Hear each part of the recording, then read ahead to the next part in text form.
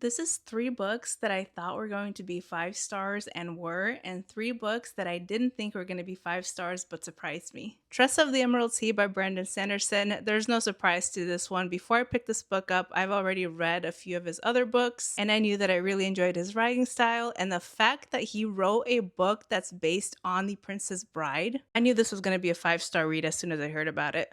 One Dark Window by Rachel Gillig. I actually read this book before it reached the level of hype that the series seems to have now. I knew going into it that this was going to be a gothic fantasy with darker themes and a monster that was living inside our main character's head who she would always have to fight for dominance over. Not to mention the card magic system sounded really interesting. I knew this was a debut book, so I had high hopes for this author, and I was not surprised this book was a complete 5 stars. The Unmaking of June Farrow by Adrienne Young. Again, I was familiar with this author before I started reading this book, and I really enjoyed some of her other books that I read. And a book about a small town with a curse that spans the generations of one family that leads to the madness of this woman, but might not actually be the way that it sounds like. I was completely sold, and Adrienne Young did not disappoint.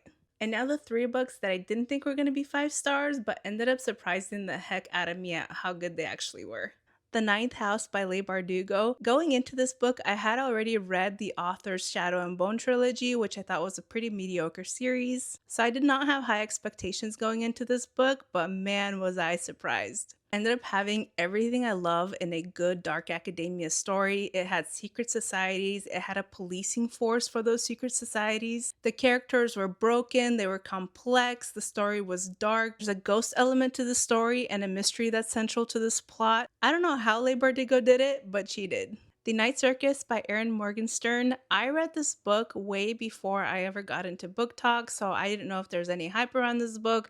All I knew about the story going into it that it was going to be about a magical circus and two dueling magicians battling it out throughout the story. And I did not expect just how beautifully written this book was going to be. It had immaculate prose. It was so immersive, so magical, and the characters were so likable. It really hit me out of left wing. And the last book that surprised me was Belladonna by Adeline Grace. I initially had no intention of reading this book because I heard it had death personified as the male main character and the main love interest, and that did not appeal to me at all. But I picked this book up on a whim while I was at a bookstore, and when I started reading it, I was instantly hooked. Not only was this book gothic and atmospheric, but I was instantly hooked on the relationship between Signa and Death. Also has ghosts. It has a murder mystery set in a castle central to the plot, and it literally had the recipe of everything I love in a good book.